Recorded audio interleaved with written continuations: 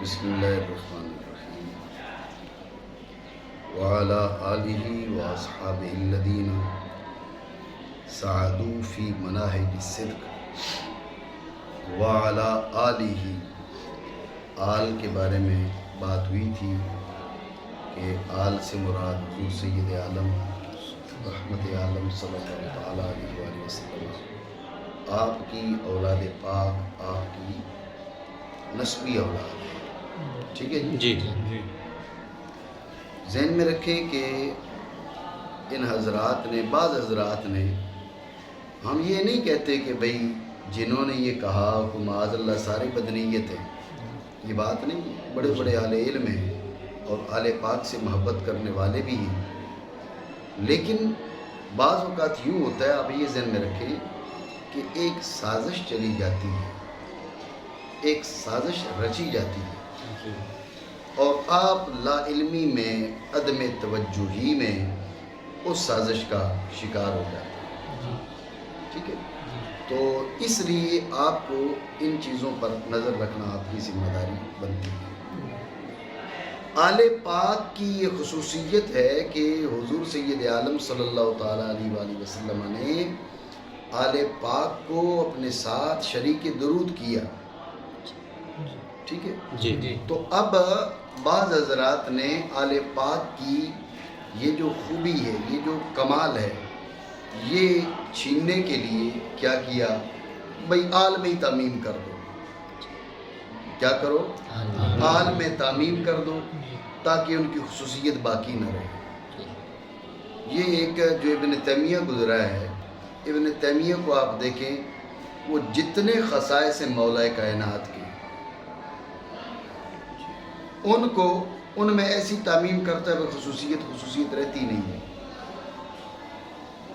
ٹھیک ہے؟ بھئی یہ ان کی کون سی خصوصیت ہے تو فلاں کو بھی ہے، یہ ان کی کون سی خصوصیت ہے تو فلاں کو بھی ہے۔ جی یہ اصل میں کیا ہے؟ یہ اصل میں دل کے اندر کہیں نہ کہیں بغض چھپا ہوا ہے، تنگ دلی چھپی ہوئی ہے کہ آپ ماننے کو تیار نہیں ہیں، ٹھیک ہے؟ اس ابن تیمیہ کی پیروی یہ دجالی ٹولہ اور یہ سارے کے سارے جو باپائی ذریت ہے، یہ اسی ان کی کر رہی ہے، پیروی کر رہی ہے۔ یہ آپ کو معلوم ہوگا، چند ماہ پہلے میں نے حضور سیدنا مولا کائنات کے خصائص پہ کچھ لکھنا شروع کیا تھا، تو یہ آپ کا ایک گوگل مولوی جو ہے، وہ اس نے ہر ایک پر اس کو اعتراض ہوتا تھا، بھئی یہ مولا کائنات کی کوئی خصوصیت نہیں۔ حقیقت میں یہ طریقہ ابن تیمیہ کا ہے، جی بات آپ سمجھیں؟ جی تو لہٰذا آل کے معنی وہ کر دو کہ آل کی خوبی باقی نہ رہے، جی ٹھیک ہے؟ اب ان حدیثوں میں سے آل کا لفظ تو نہیں نکال سکتے، جی آل کے وہ معنی کر دو کہ آل کی خوبی باقی نہ رہے۔ جی تو میں نے کل بھی آپ کو بتایا تھا کہ آل سے مراد نسبی اولاد ہے، اس کی ایک دلیل یہ بھی ذہن میں رکھ لو، بحث یہاں طویل ہے لیکن اختصار کے پیش نظر حضور سید عالم صلی اللہ تعالیٰ علیہ وآلہ وسلم نے فرمایا کہ لا تحل الصدقۃ لمحمد ولا لآل محمد صلی اللہ تعالیٰ علیہ وآلہ وسلم، صدقہ نہ جناب محمد کے لیے حلال ہے، نہ آل محمد کے لیے حلال ہے۔ اب آل کے معنی اگر ہر پیروکار ہوں تو پھر ہر امتی پیروکار تو ہے، جی تو صدقے کھاتے ہو نہیں کھاتے؟ بڑے شوق سے کھاتے ہو، جی کیا جی؟ جی حضور نے تو فرمایا حلال ہی نہیں ہے، تو پھر ماننا پڑے گا کہ آل محمد سے مراد ساری امت، پیروکار، سارے صحابہ نہیں ہیں۔ جی اگر ہوتے تو اس حدیث کی توجیہ آپ کیا کرتے؟ جی بات آئیے جی ایک دلیل کہ آل سے مراد ساری امت نہیں ہے، سارے صحابہ نہیں ہیں، ہر نیک بندہ نہیں ہے، مراد مخصوص شخصیات ہیں جن پر اللہ نے صدقہ حرام کیا، جی ٹھیک ہو گیا؟ جی اور اسی طرح حضور سید عالم صلی اللہ تعالیٰ علیہ وآلہ وسلم نے فرمایا کہ میں تمہارے بیچ دو چیزیں چھوڑ کے جا رہا ہوں، ایک قرآن ہے اور دوسرا میرے اہل بیت پاک ہیں، عطرت اہل پاک ہے۔ جی اب آپ غور کرو کہ آل سے مراد سارے پیروکار ہو گئے، تو اب آل سے مراد تم ہو، تمہیں کہا جا رہا ہے میں تم کو چھوڑ کے جا رہا ہوں، تم اپنے آپ کو تھام کے رکھنا. مطلب تو یہ ہو گیا نا جی. آل سے مراد ہر پیروکار. تو فرمایا جا رہا ہے کہ میں تمہارے بیچ قرآن کو اور اپنی آل کو چھوڑ کے جا رہا ہوں. آل ہو گئی ساری امت. امت کو کہا جا رہا ہے میں قرآن کو اور تم کو چھوڑ کے جا رہا ہوں، لہٰذا تم قرآن کو تھام کے رکھو اور اپنے آپ کو تھام کے رکھو. اپنے آپ کو کیسے تھام کے رکھے ہم؟ جی جی نہیں سمجھے؟ جی. ماننا پڑے گا کہ بھئی آل سے مراد، آل بیت سے مراد، اطرت سے مراد یہ ہر پیروکار نہیں ہے، ساری امت نہیں ہے، سارے صحابہ بھی نہیں ہیں. بات سمجھے نہیں سمجھے؟ تو یہ دو باتوں کی طرف میں نے تمہیں اشارہ کیا. کل بھی اشارہ کیا تھا کہ جہاں سے اس اللہم صلی علی محمد وعلی آل محمد کما صلیت اور کما بارک تھا، یہ حضور سید عالم صلی اللہ تعالیٰ علیہ وآلہ وسلم نے اس درود پاک کے اندر جس آیت کی طرف اشارہ کیا، اس میں خطاب خاص حضرت ابراہیم علیہ السلام کی زوجہ مکرمہ کو ہے. ٹھیک ہے نا؟ جی. رحمت اللہ وبرکاتہ علیکم اہل البیت. آگے انہ حمید مجید بھی ہے. دیکھو اسی اسلوب میں رحمت اس کے مقابلے میں صلی، برکت اس کے مقابلے میں بارک. بات سمجھ رہے ہو نا؟ جی. پوچھا گیا تھا نا بھئی ہم درود کیسے بھیجیں، تو بارک کہاں سے آ گیا؟ صلی کافی تھا نا. جی. یہ بارک وہ برکاتہ جی. جو قرآن عظیم میں موجود ہے، وہاں پر ہے انہ حمید مجید.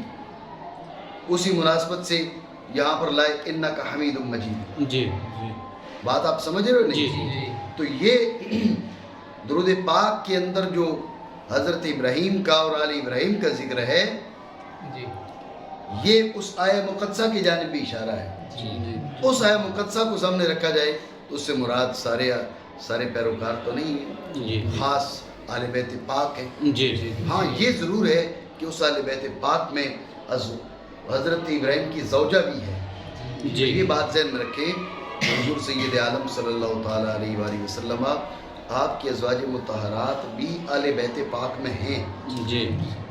آل بیت پاک میں ہیں، لیکن یہ بات ذہن میں رکھیں تمام اہل بیت جو ہیں وہ احکام میں، درجات میں یکساں نہیں ہیں، برابر نہیں ہیں.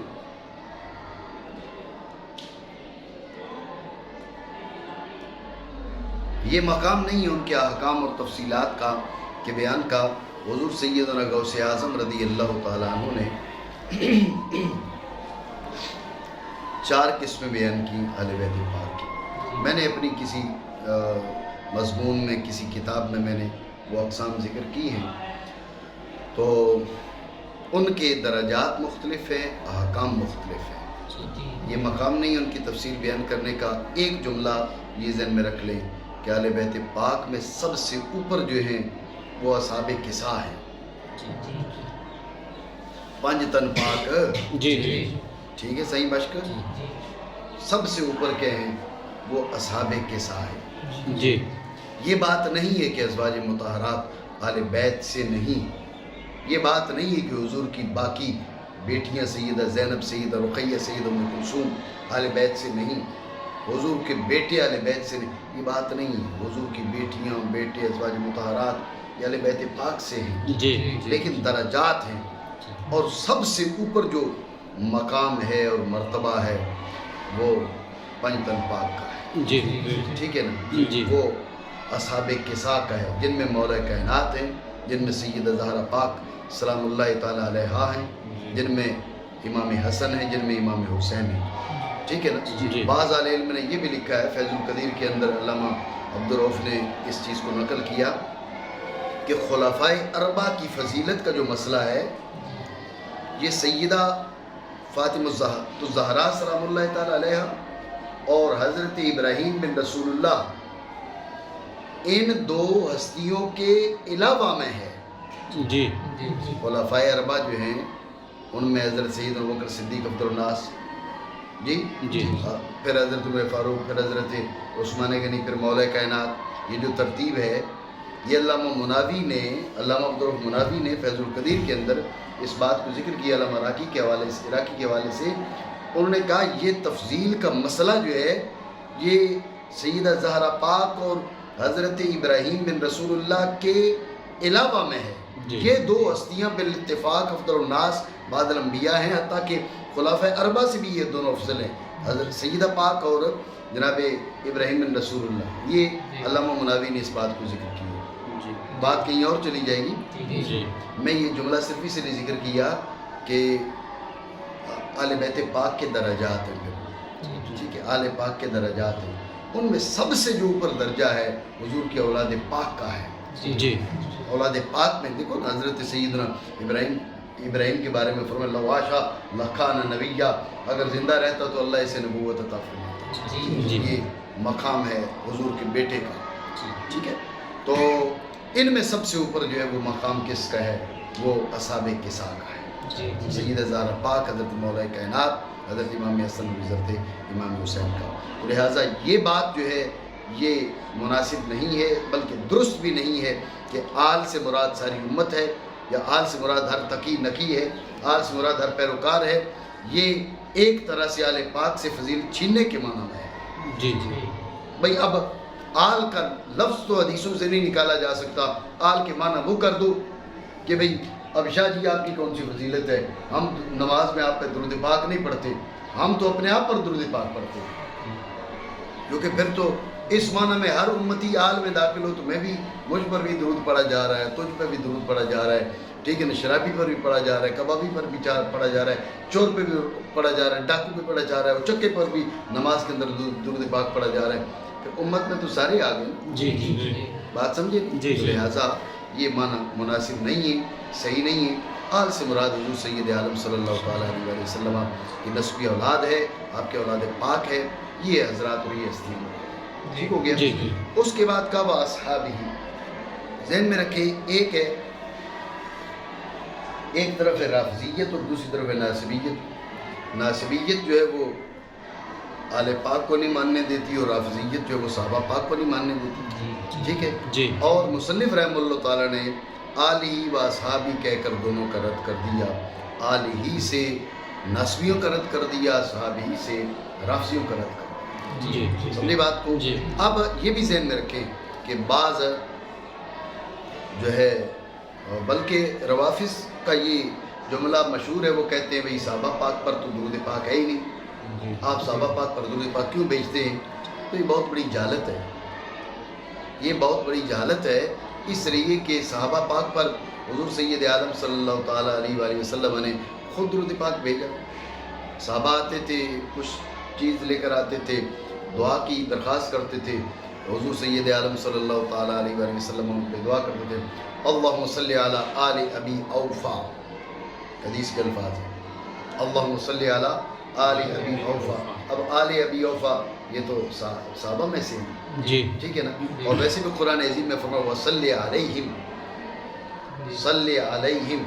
اب صلی علیہم اس سے مراد صحابہ پاک. ٹھیک ہے نا. جب صلی علیہم میں ہم سے مراد صحابہ پاک ہیں تو لہٰذا صحابہ رضی اللہ تعالیٰ عنہ مجمعین ان پر درود پاک سے روکنا یہ بہت بڑی جہالت ہے. یہ بغض ہے صحابہ سے. یعنی ایک پارٹی وہ جنہیں آل سے بغض ہے، دوسری پارٹی وہ ہے جنہیں صحابہ سے بغض ہے. اس بغض کی وجہ سے ایک آل پاک کا دشمن بنا بیٹھا، دوسرا صحابہ پاک کا دشمن بنا بیٹھا. یہ بات ذہن میں رکھ لیں. اللہ رب العالمین نے اس زمین کے اوپر جو مقام اور جو مرتبہ حضور کی آل کو دیا، حضور کے خاندان کو دیا، جی کسی خاندان کو یہ مقام نہیں دیا. بات سمجھ لیں. افضل ترین خاندان حضور کا خاندان ہے. افضل ترین افراد حضور کی آل پاک ہے، حضور کی اولاد ہے. ٹھیک ہے. اور آپ پہلے بھی میں اس چیز کا ذکر کر چکا کہ کوئی عالم بھی ہو وہ سید کے مقابلے میں نہیں ہو سکتا. کوئی بھی عالم وہ سید کے مقابلے میں نہیں ہو سکتا. ایک گروہ ہمارا ہے جو کہتا ہے بے شرف حسب جو ہے وہ شرف نسب سے بہتر ہے، برتر ہے. وہ جس دن ہماری ان سے بات ہوئی تو اس دن ان کو بتائیں گے کہ برتر کون سا ہے. ٹھیک ہے نا. حضور کا جو نسب ہے اس کے مقابلے میں جو مطلب علماء ہیں وہ اہل حق ہوں، علماء ہوں، وہ عظمت والے ہیں، لیکن سادات کی اپنی عظمت ہے، وہ سیدوں کی عظمت کا مقابلہ نہیں کر سکتے۔ ٹھیک ہو گیا؟ جی جی۔ لیکن اس کا یہ مطلب نہیں کہ اس آڑ میں حضور کے صحابہ کو نشانے تان بنایا گیا۔ ذہن میں رکھیں، صحابی ایک بندہ نہیں ہے، جی صحابی قرآن کا راوی ہے۔ جی ٹھیک ہے؟ جی اب اگر صحابی پر اعتراض بنے گا تو بات صحابی تک نہیں رہے گی نا، بات پھر اس کی روایات پر آئے گی، اس کے ذریعے جو دین کے احکام تم تک پہنچی ان پر بات آئے گی، اس کے ذریعے جو قرآن عظیم کی آیات تم تک پہنچی ان پر بات آئے گی، نماز، روزہ، حج، زکوٰۃ، عقائد، اعمال، سمجھ رہے ہو؟ جی۔ تو اس بات کو سمجھے، اسی لیے ہمارے بعض ائمہ اور بزرگوں نے کہا کہ جو روافض ہیں اصل وہ دشمن اسلام کے، لیکن ڈائریکٹ اسلام پہ حملہ نہیں کر سکتے، تو لہٰذا انہوں نے اسلام کے راویوں پر اعتراض کر دیا۔ سمجھ رہے بات؟ جی انہوں نے اسلام کے راویوں پر اعتراض کر دیا، ابو بکر ایسے، عمر ایسے، علی ایسے، مولا کائنات کو تو چلو نہیں کہتے، ان کی تو محبت کا انہوں نے بہانہ بنایا ہوا ہے، عثمان ایسے، فلاں ایسا، فلاں ایسا، فلاں ایسا۔ بھائی جب سارے ایسے تو پھر قرآن ایسا، نماز ایسی، حج ایسا، زکوٰۃ ایسی، دین ایسا، عقائد ایسے، اعمال ایسے، رہا کیا؟ اس لیے اس بات کو آپ سمجھیں، صحابی کو ایک فرد نہ سمجھے، صحابی کو ایک انسان نہ سمجھے۔ بھائی ٹھیک ہے، عبد الفتاح کو 2 چمانٹے لگا کے ادارے سے نکال دیا تو کیا فرق پڑے گا؟ یہ ایک فرد ہے، ایک انسان ہے، ایک شخص ہے۔ صحابی ایک ادارہ ہے، جی ٹھیک ہے نا؟ دینیات میں اس کی بہت بڑی حیثیت ہے۔ جی اگر ایک روایت کا بھی راوی ہے نا صحابی، تو آپ یہ نہ کہو بھئی ایک روایت چلی جائے گی، ایک روایت سے جو احکام ہیں وہ کہاں سے لے کے آؤ گے؟ جی یہ تم سمجھتے ہو نا بھئی ایک روایت سے ایک مسئلہ ثابت ہوگا، ایک روایت سے ایک مسئلہ ثابت نہیں ہوتا۔ جی ثابت کرنے والے ایک روایت سے سینکڑوں ہزاروں مسائل نکالتے ہیں۔ بات آپ سمجھ رہے ہو؟ جی۔ اس لیے روافض کا اصل اعتراض جو ہے وہ دین پر ہے، اسلام پر ہے، لیکن بہانہ کیا ہے؟ اب تمہیں کہیں گے یہ قرآن جو ہے ٹھیک نہیں ہے، تو تم ان کو چمانٹے لگاؤ گے، تو اب کہتے ہیں ابو بکر بھی ٹھیک نہیں ہے، عمر بھی ٹھیک نہیں ہے، عثمان بھی ٹھیک نہیں ہے۔ ابو بکر معاذ اللہ جو ہے وہ حضور سید عالم صلی اللہ تعالیٰ علیہ وآلہ وسلم، اور ان کے بعد جو ہے وہ معاذ اللہ ثم معاذ اللہ نقل کفر نباشد، تو بھائی وہ مرتد ہو گئے، صحابہ کی اکثریت مرتد ہو گئی، تو قرآن جمع کنہوں نے کیا؟ صحابہ نے۔ جی تو مرتدین کی معاذ اللہ جو بات ہے وہ کا لائق اعتماد ہوگی؟ نہیں، تو قرآن گیا نہ گیا؟ گیا۔ سمجھے بات؟ جی اس لیے یہ روافض جو ہیں ان کا باقاعدہ نظر یہ ہے کہ قرآن مشکوک ہے، سمجھے ہو؟ قرآن مشکوک ہے ان کی نظر میں۔ تم کہتے ہو، تم کہو گے جی نہیں وہ تو کہتے ہیں ہم ایسا نہیں مانتے، وہ تقیہ کرتے ہیں، ان کے نزدیک یہ عبادت ہے جھوٹ بولنا۔ بات سمجھے؟ لہٰذا صحابہ رضی اللہ تعالیٰ اجمعین ایک شخص نہیں، یہ پورا ادارہ ہے، پورا سسٹم ہے، اور ایک ایک صحابی سے اگر فقط ایک روایت بھی مروی ہو تو جب بھی سینکڑوں احکام ان سے مروی ہیں، اگر ایک صحابی کو بھی آپ اٹھا کے سائڈ پر رکھنے کی بات کرو گے تو وہ احکام ان کا متبادل کہاں سے لاؤ گے؟ جی بات سمجھے؟ جی۔ اس لیے نہ تو نواسب کی روش درست ہے، نہ روافظ کی روش درست ہے، بات ہے ہی سمجھے؟ جی تو اب کہا وہ اصحابی، تو اصحاب جمع صاحب کی۔ صحابی کون ہے؟ صحابی وہ ایماندار ہے جس نے حالت ایمان میں حضور سید عالم صلی اللہ تعالیٰ علیہ وآلہ وسلم کی صحبت پائی اور ایمان پہ فوت ہوا۔ وجہ ہے جی ذہن میں رکھیں، اس میں یہ ضروری ہے کہ حضور سید عالم صلی اللہ تعالیٰ علیہ وآلہ وسلم آپ کے حیات مبارکہ میں، کیونکہ اگر آپ کا وصال ہو گیا اور وصال کے بعد اس نے تدفین سے پہلے زیارت کی تو وہ صحابی نہیں، ٹھیک ہے؟ یا کسی نے اپنے کفر کی حالت میں حضور کا دیدار کیا، جی بعد میں حضور کا وصال ہو چکا تو اس کے بعد وہ مسلمان ہو گیا، یہ بھی صحابی نہیں، سمجھے بات کو؟ جی۔ یا کسی نے حضور کا دیدار کیا حالت ایمان میں، معاذ اللہ بعد میں مرتد ہو گیا اور کافر ہو کے مرا، یہ بھی صحابی نہیں، بات آپ سمجھ رہے ہو نہیں؟ جی۔ یا کسی نے اسی دور میں خواب میں دیکھا حضور کا دیدار کیا، یہ بھی صحابی نہیں، یعنی جاگتے ہوئے حضور کی ظاہری حیات مبارکہ میں جی ایمان کی حالت میں حضور کا دیدار کیا ہو۔ حضور کا دیدار ضروری نہیں ہے، صحبت کافی ہے، اس لیے اس نے صحبت النبی کہا۔ دیدار اس لیے کہ اب جو نابینا صاحب ہیں وہ تو دیدار سے معروم ہے نا، جی۔ دیدار نہیں ہے لیکن صحابی ہیں، جی اس لیے دیدار ضروری نہیں ہے، ملاقات کافی ہے۔ جی آپ بات سمجھ رہے ہو نہیں؟ جی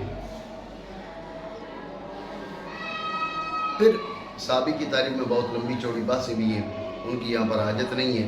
ہم یہ کہتے ہیں کہ جس نے ایک لمحے کے لیے بھی حضور سید عالم صلی اللہ تعالیٰ علیہ وآلہ وسلم کی صحبت جسے میسر آ گئی، ایک لمحے کے لیے بھی میسر آ گئی، تو وہ بھی صحابی ہے۔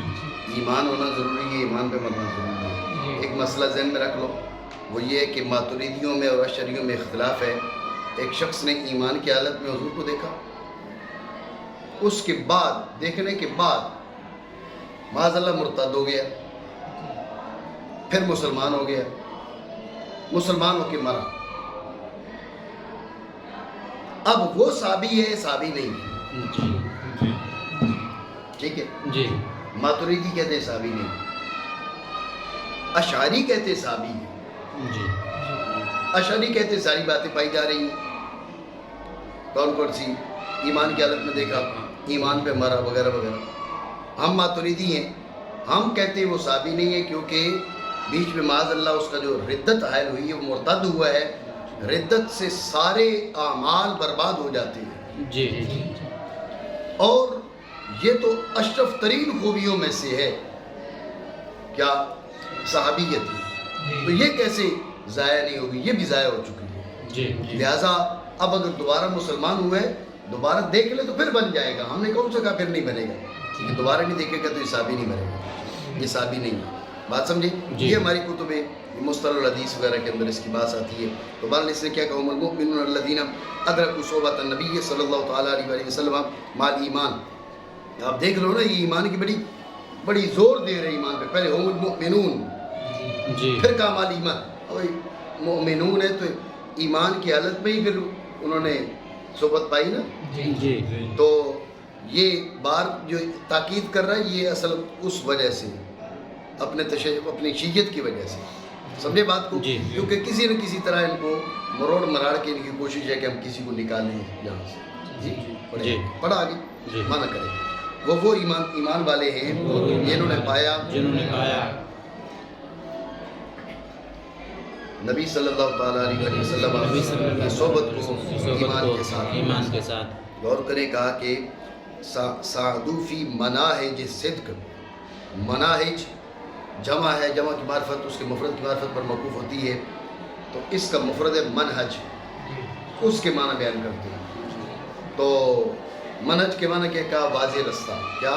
واضح رستہ، کیا؟ واضح رستہ، اور کوئی بات نہیں، جمع منہج کی، جمع منہج اور وہ ہے واضح رستہ۔ واضح رستہ، فی مناہج صدق، مرکب اضافی، مناہج صدق مرکب اضافی، جی۔ مرکب اضافی کی معرفت مضاف مضاف الیہ میں سے ہر ایک کی معرفت پر موقوف، جی۔ مضاف ہے مناہج، اس کی وضاحت ہو گئی ہے، جی مضاف الیہ ہے صدق، اس کی وضاحت کرتے ہیں، توجہ ہے آپ کی؟ جی غور کریں، نسبتیں تین ہیں، ایک ہے ذہنیہ، ایک کلامیہ، ایک خرچیہ، واقعیہ، توجہ کرو جی ضیا، جی توجہ ہے؟ جی آپ کہیں زید کھڑا ہے، جی کیا؟ کھڑا ہے، زید کھڑا ہے، یہ جملہ بولے۔ جی اب زید میں اور کھڑا ہے میں ایک نسبت ہے تمہاری اس گفتگو میں، ہے نا؟ جی یہ کلامیہ ہے، یہ کیا ہے؟ کلامی، نسبت کلامی، ایک زید اور کھڑا ہے کہ بیچ تمہارے دماغ میں ہے، وہ نسبت ذہنیہ، وہ نسبت ہے ذہنی اور ایک دماغ اور کلام سے ہٹ کے بھی نسبت ہے جی خارج میں، جی یہ نسبت واقعیہ، جی ٹھیک ہو گیا؟ جی تو نسبت کلامیہ، ذہنیہ، خارجیہ، اتنی بات سمجھیں؟ جی جی جب یہ بات آپ کے ذہن میں آ گئی تو اب ذہن میں رکھیں کہ یہ جو نسبت کلامیہ ہے، نسبت کلامیہ کا نسبت واقعیہ، خارجیہ، نفس امریہ، اس کے ساتھ مطابقت، یہ نسبت اس کے مطابق ہو تو یہ صدق ہے، یہ نسبت اس کے غیر مطابق ہو تو کذب ہے، جی ٹھیک ہے؟ یہ نسبت کلامیہ، نسبت واقعیہ کے مطابق تو صدق، جی نسبت کلامیہ نسبت واقعیہ کے غیر مطابق تو کذب، جی ٹھیک ہے نا؟ جی وہ واقع میں کھڑا ہے، ضیاء بیٹھا ہوا ہے، اب میں نے کہا ضیاء الرحمن بیٹھا ہے، میں نے کہا جی یہ نسبت کلامی ہے، نسبت واقعی کے مطابق ہے، یہ سچ ہے، جی نہیں ہے؟ جی اب میں نے کہا ضیاء الرحمن کھڑا ہے، جی جب میں نے کہا ضیاء الرحمن کھڑا ہے، حقیقت میں تو یہ بیٹھا ہوا ہے، جی اب ضیاء الرحمن کھڑا ہے، یہ نسبت کلامی ہے، نسبت واقعی کے مخالف ہے، غیر مطابق ہے، یہ کذب ہے، جی اتنی بات سمجھے نہیں جی سمجھی؟ ٹھیک ہو گیا؟ جی تو مطابق آیا نہیں آیا بیچ میں؟ جی آیا، جی مطابق آیا، جی غور کرو، مطابق باب مفعلہ سے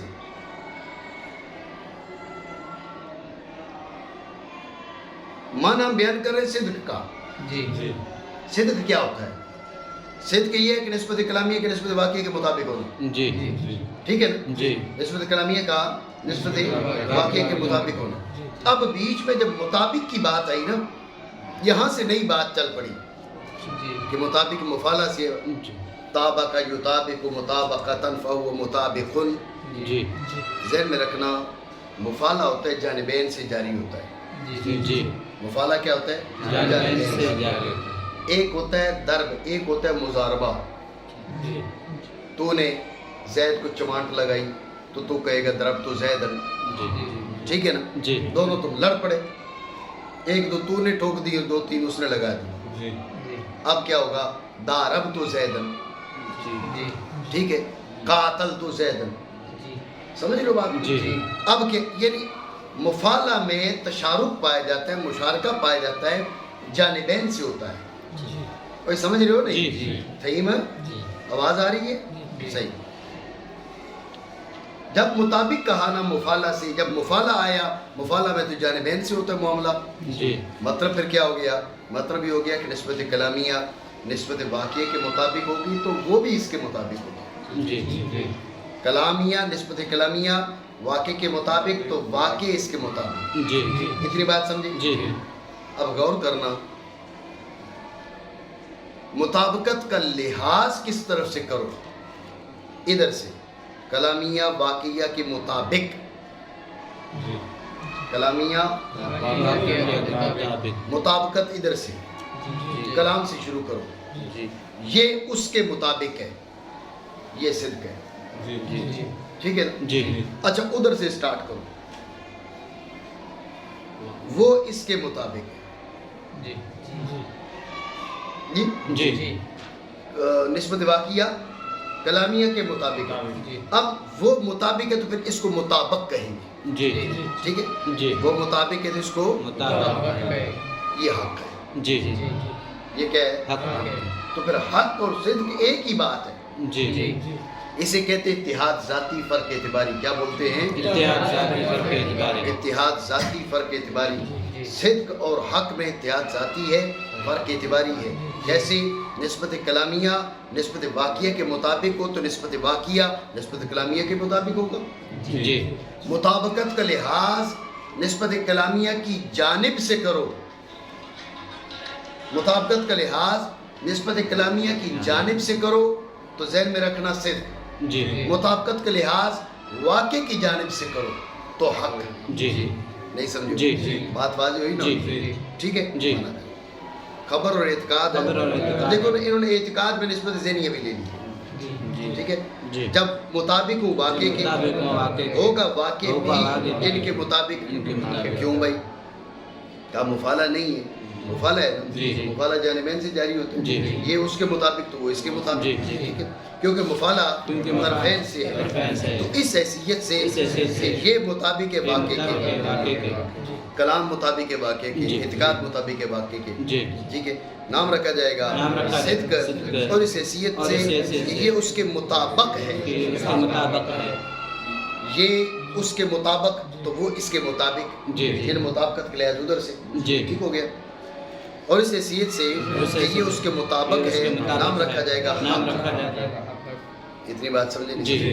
ایک اور فائدہ، دوسرا فائدہ یہ کہا کہ محض مطابقت کو بھی صدق و رق کہہ دیا جاتا ہے۔ جی، ایک ہے فرق اعتباری، مطابقت کا لحاظ اس جانب سے، کلام اور اعتقاد کی جانب سے تو صدق، جی، اور واقع کی جانب سے تو حق، جی، یہ فرق ہے صدق و رق میں۔ جی، اور بعض اوقات نفس مطابقت، نفس مطابقت یعنی نسبت کلامیہ کا نسبت واقعہ کے مطابق ہونا، نسبت ذہنیہ کا نسبت واقعہ کے مطابق ہونا، مطابقت ادھر سے لحاظ کرو یا ادھر سے لحاظ کرو، اس کا کوئی فرق، یہ فرق ملحوظ نہیں ہے۔ جی، جی، نفس مطابقت اس کو بھی صدق و رق کہہ دیا جاتا ہے، جی، ذہن میں رکھنا۔ اب صدق و رق میں اعتباری فرق بھی باقی نہیں رہے گا، نہیں سمجھے بات؟ جی، جی، جی۔ پچھلی گفتگو میں صدق و رق میں اعتباری فرق ہے، احتیاط ذاتی ہے، فرق اعتباری ہے۔ جی، جی، نفس مطابقت پر اگر صدق و رق کے اطلاع کیے جائے تو اب فرق اعتباری بھی نہیں، ایک ہی چیز ہے، نہیں سمجھے ہو؟ جی، جی۔ اور بعض اوقات بعض اوقات اطلاع کیے جاتا ہے صدق و رق کا نفس مطابقت پر بھی، ٹھیک ہو گیا؟ جی،